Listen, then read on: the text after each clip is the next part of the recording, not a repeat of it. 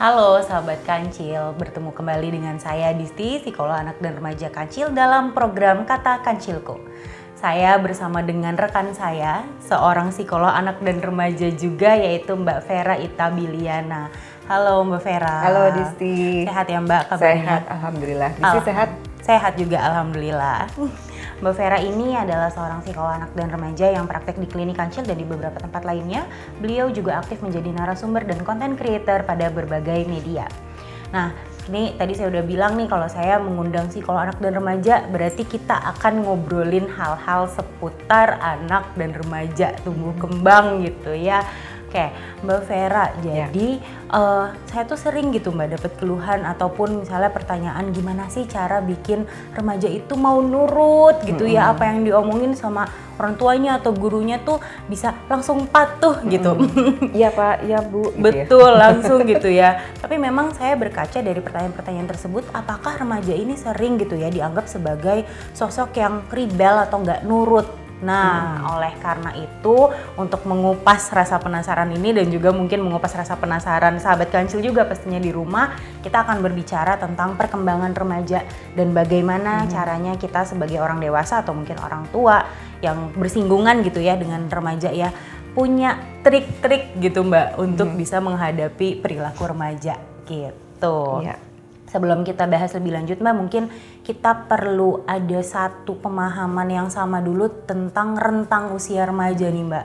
Mbak Vera mungkin bisa menjelaskan juga kepada sahabat Kancil tentang rentang usia remaja itu dari usia berapa sampai berapa Mbak? Oke, sebetulnya banyak yang rentang usianya tuh beda-beda tuh, ada yang beberapa versi gitu ya. Coba kita ambil patokan yang dari WHO aja deh gitu ya. WHO itu menentukan yang disebut remaja itu adalah usia dari 10 sampai 19 tahun.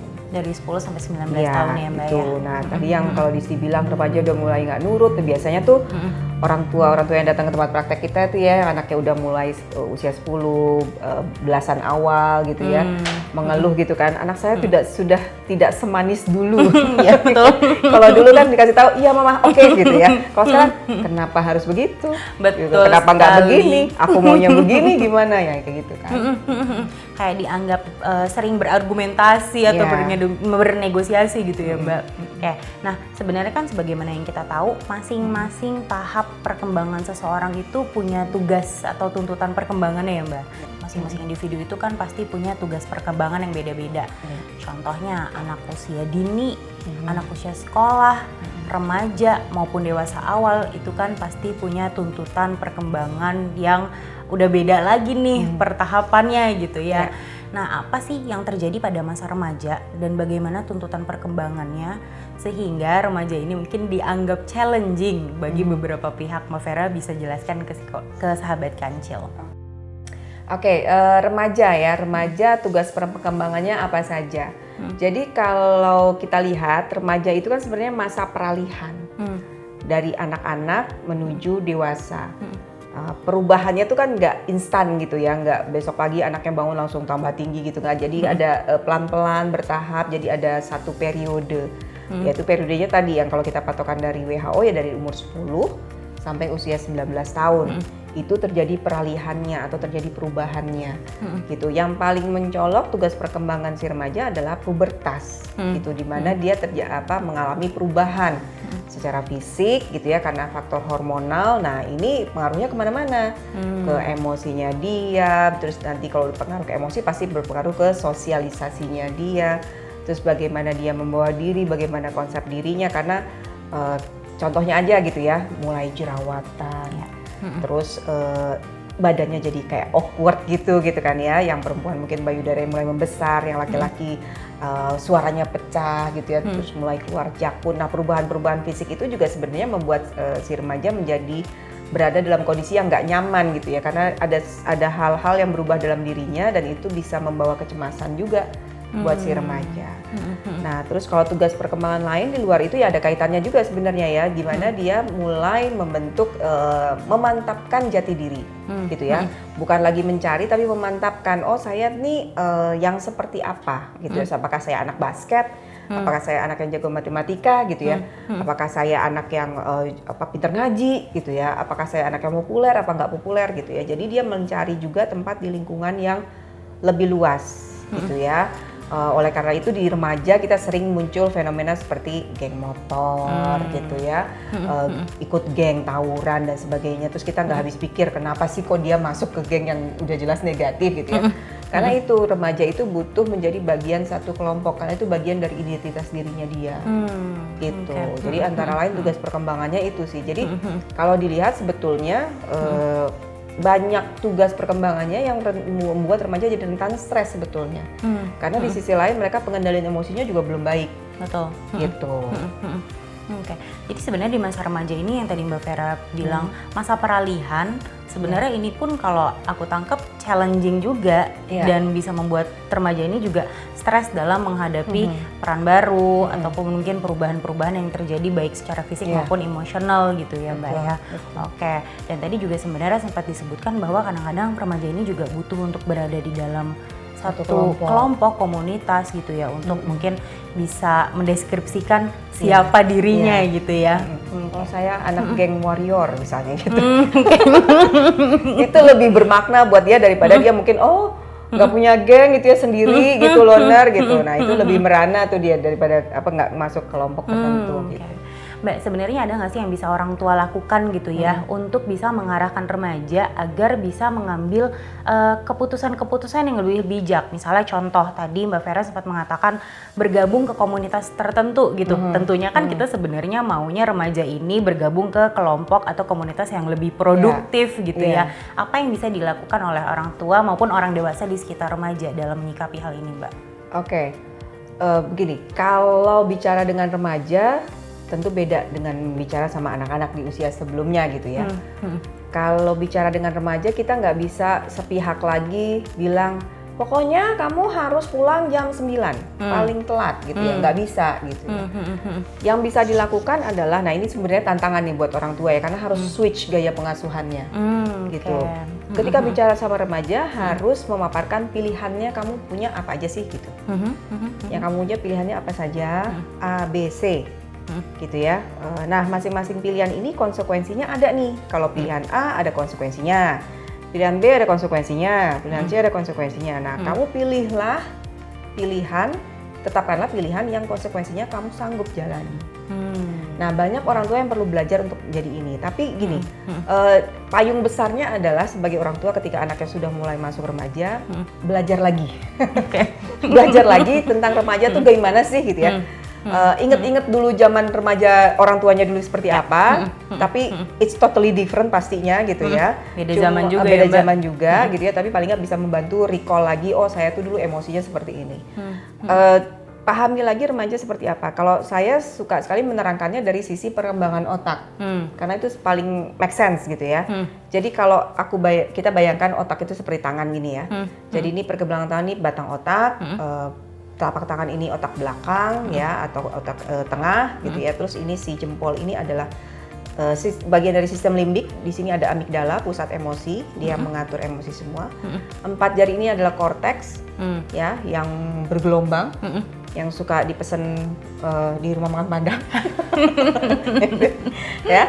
Nah, bayangkan ini seperti otak gitu ya. Terus ada di bagian depan sini, persisnya di belakang dahi kita, itu ada bagian namanya prefrontal cortex. Si bagian prefrontal cortex ini, atau kita singkat aja PFC gitu ya. Si PFC ini membantu untuk tadi mengambil keputusan, menimbang jauh ke depan. Oh, kalau saya lakukan ini, efeknya, dampaknya, konsekuensinya adalah ini gitu ya, itu gitu ya. Nah, bagian ini nih gitu. Dan dia juga yang membantu untuk menyeimbangkan antara emosi sama rasio. Gitu. Jadi dia nahan nih si emosinya, menyeimbangkan. Bagian ini baru berfungsi optimal di usia 20 tahunan, Disti. Jadi kalau sahabat kancil anaknya masih usia 13, is a long way to go. Masih dalam proses ya Mbak ya, untuk mematangkan si bagian depan ini ya. Jadi sebelum usia itu, yang menentukan perilaku, pemikiran si anak adalah siapa? Karena PFC-nya belum jadi. Jadi yang menentukan lebih banyak didominasi oleh otak emosinya. Jadi ibaratnya kalau misalnya Contohnya nih kita berdua ya Disti ya, kita masuk mall terus ada brand-brand, ada merek-merek favorit diskon 80% plus. Ini ngeblak nih begini nih gitu ya, emosinya bicara. Tapi karena kita usianya sudah lewat 20 tentu saja, PFC-nya sudah berfungsi dengan baik, ini kita bisa calm down sendiri, kita bisa turun, tunggu dulu, uangnya kan buat beli beras, uangnya buat beli minyak gitu ya. Kita bisa memutuskan lebih baik, mengambil tindakan lebih bijak. Nah, anak-anak khususnya remaja ini kalau udah ngeblak gini susah nih turun sendirinya. Untuk menutupnya. Untuk ajak si PFC-nya udah ada gitu ya. Jadi mereka misalnya kayak anak SMA katakanlah, mereka tahu tawuran itu salah, merokok itu nggak boleh. Tapi begitu temennya bilang, alah gitu aja nggak berani, cemen lu gitu ya, blak lah ikut ya gitu. Nah jadinya tadi kalau balik lagi apa yang bisa dilakukan orang tua mengambil fungsi sebagai PFC tadi, gitu. Jadi ajak duduk bareng anak remajanya, diskusi, nego, bikin komitmen. Itu sih step-stepnya. Tapi yang lebih menantang lagi, ini kan emosinya lagi ngeblak gini ya. Betul. Sebenarnya ini bisa turun sendiri kalau emosinya dikeluarin. Nah, jadi itu masuk lagi tuh peran orang tua adalah jadi ember. Nampung aja ya, dengerin nampung. Nah ini jadi ini tantangan juga buat orang tua untuk ngerem. Kan biasanya kalau orang tua ngedenger anaknya pulang marah-marah atau ngeluh gitu ya, itu kan langsung kamu tuh nggak bersyukur, apain sih kamu kok marah-marah, langsung kayak gitu kan, langsung menasehati, langsung berikan solusi. Nah itu sebenarnya perlu ditahan dulu. Jadi remaja ini perlu kita ingat bahwa kemampuan belajar mereka tuh sangat besar. Jadi mereka bukannya nggak tahu apa, bukannya nggak bisa apa-apa, mereka sangat bisa apa-apa. Cuma pengendalian dirinya yang masih jelek gitu ya, sehingga mereka ngikutin emosinya aja. Jadi kita jadi ember nih, biarkan dia keluar, ngucur, sampai ininya turun sendiri. Nanti didengerin aja, nanti mereka juga tahu kok solusinya apa. Gitu. Saya juga seorang ibu, punya anak-anak yang melewati masa remaja, saya juga coba. Dan amazed sendiri gitu, cuma bermodal oh gitu ya, oh kamu marah banget ya, oh gitu ya, jadi ember aja itu, tahan-tahan semua gitu ya. Terus tiba-tiba dia bilang, begitu dia udah tenang dia bilang, ya udah deh aku ini aja. Nah ini ajanya itu adalah yang tadi, yang dari tadi saya pengen sebut ya, tapi berusaha nahan diri juga berarti orang tua ya. Tapi ternyata begitu emosi dia keluar sendiri, dia bisa mikir sendiri, bisa nyimpulin sendiri. Nah itu sih, itu jadi beberapa hal yang bisa dilakukan orang tua. Tentu nggak mudah, tapi ya mesti belajar. Gitu. Wah ini penjelasannya panjang, komprehensif, tapi daging semua Mbak Vera. Thank you banget untuk penjelasannya. Kalau yang aku highlight dari apa yang tadi Mbak Vera sebutkan bahwa satu, ternyata orang tua itu justru juga penting kehadirannya walaupun anaknya udah remaja. Seringkali kita tuh sebagai orang tua merasa anaknya juga udah remaja, udah gede, sendiri, udah gitu bisa sendiri, terus malah mungkin ya udah kita mungkin sibuk ke hal yang lain. Padahal sebenarnya ternyata orang tua itu juga sangat berperan untuk membantu mengarahkan si otak PFC-nya tadi, tapi sekaligus juga menampung menjadi wadah dari emosi-emosi yang masih bergejolak juga biasanya di usia remaja ya Mbak. Jadi teman diskusi yang enak. Jadi teman diskusi yang enak buat remaja seperti itu. Dan tips-tips tadi sepertinya kalau misalnya diterapkan pun juga jadi akan membuat hubungan orang tua dan anak minim konflik ya Mbak? Iya betul. Nah bagi orang tua dan anak mungkin yang belum paham ya Mbak ya terkait dengan cara bagaimana sih melakukan pendekatan terhadap remaja, pastikan jadinya ada potensi clash ataupun konflik nih. Jika konflik antara anak dan orang tua ini tidak diselesaikan di masa remaja, sebenarnya ada dampak nggak buat masa depan atau perkembangan si remaja ini nantinya ke depannya? Dampak di remajanya jelas ya gitu ya. Anak ini menjadi kehilangan arah gitu ya. Dia tidak punya partner untuk diskusi. Ibaratnya kan kalau punya anak remaja tuh kayak, saya suka mengumpamakan kayak ikut rally cross country, rally lintas alam di mana ada pengemudi, ada navigatornya. gitu. Pengemudinya si anak remaja, navigatornya orang tuanya gitu ya. Kalau navigatornya ketiduran, akan nyasar kemana-mana mungkin gitu ya. Jadi itu artinya mungkin kalau misalnya hubungannya nggak baik gitu ya, nggak ada komunikasi ya akan nyasar kemana-mana. Jadi tetap dibutuhkan dampaknya untuk remaja ya tadi akan kehilangan arah. Dan dampak yang lebih merugi lagi mungkin ke orang tuanya gitu ya. Semakin orang tua kayak kan semakin butuh kedekatan sama anak. Nah kalau nggak dicicil dari awal, anaknya jauh, hubungannya renggang, ya telat, maksudnya bukan telat ya. Jadi misalnya pengen hubungan dekat sama anak, tapi kok mulainya begitu anaknya sudah remaja dewasa. Bukannya nggak bisa, tapi tentu butuh effort yang lebih besar gitu. Nah mungkin satu tips lagi buat orang tua untuk menjalankan hubungannya lebih enak, coba deh cari tahu apa sih yang sedang berkembang, yang sedang terjadi di dunia si anaknya gitu. Kalau saya sih ada satu trik yang pernah saya lakukan dan ini lumayan membantu. Kan anak remaja sekarang pasti punya medsos kan, gitu. Jangan hanya temenan sama anak di medsos. Gitu, nggak cukup sampai di situ. Kan pasti juga anaknya punya second account, third account, sampai 10 gitu yang orang tuanya nggak tahu. Banyak ya gitu idenya Mbak remaja tuh. Gitu, jadi targetnya bukan untuk tahu dia ngechat sama siapa, enggak. Coba lihat akun-akun yang anak follow. Gitu, katakanlah misalnya anak saya dia follow akunnya Marvel Comics gitu. Saya follow tuh, walaupun kalau ditanya ceritanya Marvel saya juga nggak ngerti, gitu kan. Atau ada anak yang misalnya suka K-pop. Gitu ya, banyak banget sekarang banyak ya. gitu ya. Follow aja. Gunanya buat apa? Kalau kita follow, update info dari si akun itu akan muncul di timeline kita kan. Semua orang tua sekarang kayak suka deh scrolling medsos juga kan. Nah, itu dimanfaatkan. Jadi misalnya begitu ada muncul dari akun yang diikuti anak gitu ya, akun favoritnya si anak muncul, itu buat bahan obrolan nanti. Gitu ketemu gitu. Trailer filmnya Marvel yang baru udah keluar loh gitu. Mama udah lihat gitu. Atau misalnya iya tuh si siapa yang dari NCT sakit perut hari ini misalnya gitu. Itu kan biasanya ada pop up tuh berita aja kayak gitu. Betul. Nah itu diobrolin sama anak. Supaya anak melihat juga nggak melulu kalau ngobrol sama orang tuanya nggak ditanyain PR. Boring pasti ya Mbak. Tugas, nilai, tadi bergaul sama siapa yang kayak gitu kan standar ya gitu ya. Jadi ciptakanlah obrolan yang memang hangat sehingga anak merasa nyaman itu dulu aja. Nyaman, terus nanti hal-hal yang kita pengen tahu gitu ya akan keluar dengan sendirinya. Dengan mudah ya. Dan mungkin anak juga jadinya ngerasa diterima ya Mbak, iya, dengan betul. segala minatnya dia dipahami. Iya. Ini juga salah satu tips yang menarik sekali nih dan mudah-mudahan sahabat kancil serta orang tua juga bisa menerapkan hal itu kepada remajanya.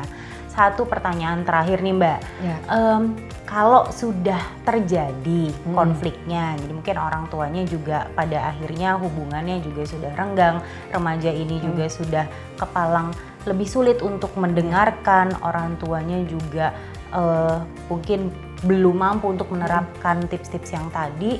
Nah, bagaimana caranya untuk bisa mendekatkan kembali, terkoneksi kembali dengan anak remaja ini? Jadi sudah terlanjur tidak baik gitu Sudah ya? terlanjur tidak baik. Walaupun mungkin ini juga manifestasi ya, tapi apa sih yang bisa dilakukan? Ada duduk bareng, duduk bareng, saling bicara bahwa ada keinginan untuk memperbaiki, gitu ya, memperbaiki hubungan, gitu ya. Misalnya ya pasti yang sudah bareng tentu dimulai dari orang tua nih. Jadi perlu legowo juga nih orang tuanya. Gitu. Kalau memang perlu minta maaf, nggak ada salahnya orang tua minta maaf, gitu ya. Gitu ya. Misalnya kita bisa bilang, kayaknya hubungan kita selama ini kurang bagus ya, gitu ya. Mama pengen kita lebih deket, lebih banyak ngobrol. Kamu gimana, gitu kan? Jadi saling bertukar harapan. Terus habis itu mulai set target kecil-kecil. Misalnya gimana kalau kita ada waktu berdua setiap minggu sekali yuk gitu. Gitu, Mama kangen deh pengen ngobrol-ngobrol sama kamu berdua aja sebentar aja. Jadi sepakati itu kapan. Gitu. Jadi kitanya sendiri sebagai orang tua yang harus menunjukkan hati yang legowo dulu, berbesar hati, karena kita juga sebenarnya contoh buat anak ya Mbak. Jadi sebenarnya sih dari orang tuanya maju, dari remajanya juga maju, jadi ketemu di tengah. Gitu. Benar. Apakah bisa orang tuanya nggak usah pakai ngomong-ngomong gitu langsung berubah aja, orang tuanya gimana Bu gitu. Boleh aja, tapi nanti takutnya anaknya kaget. ini ada apa ya? Ada angin apa ya gitu ya kan kita nanti kalau dia kaget nggak siap dengan perubahan itu malah makin dianya menarik. juga nggak berespon kurang pas gitu responnya. Jadi lebih baik memang ada pembukaan, ada ayo kita jalan sama-sama yuk dengan melakukan usaha perbaikan gitu. Kalau anaknya sudah remaja seperti itu. Oke, baik. Terima kasih banyak Mbak Vera untuk penjelasannya. Sama-sama. Ini kembali lagi saya sangat mengapresiasi penjelasan yang Mbak Vera berikan. Sangat kasih. komprehensif, sangat daging sekali. Ya, sahabat kancil, tadi Mbak Vera telah membahas berbagai maksud saya berbagai perubahan maupun tantangan yang terjadi di masa remaja. Ternyata bukan kita doang sebagai orang dewasa yang kesulitan dalam menghadapi si anak yang sudah jadi remaja ini, remajanya sendiri pun juga ternyata merasakan tantangan yang juga berat dalam menghadapi perubahan itu. Sehingga kita jangan meninggalkan gitu ya Mbak ya. Kita tetap harus mensupport, menjadi navigasi, mengarahkan, serta melatih remaja ini untuk terus berpikir secara kritis, juga untuk melatih tadi tuh otak depannya yang memang masih harus dibantu untuk dikembangkan seperti itu ya. Dan tentunya bagaimana orang tua juga bisa membangun interaksi orang tua anak yang baik, yang berkualitas dan penuh kehangatan, itu juga penting untuk dilakukan.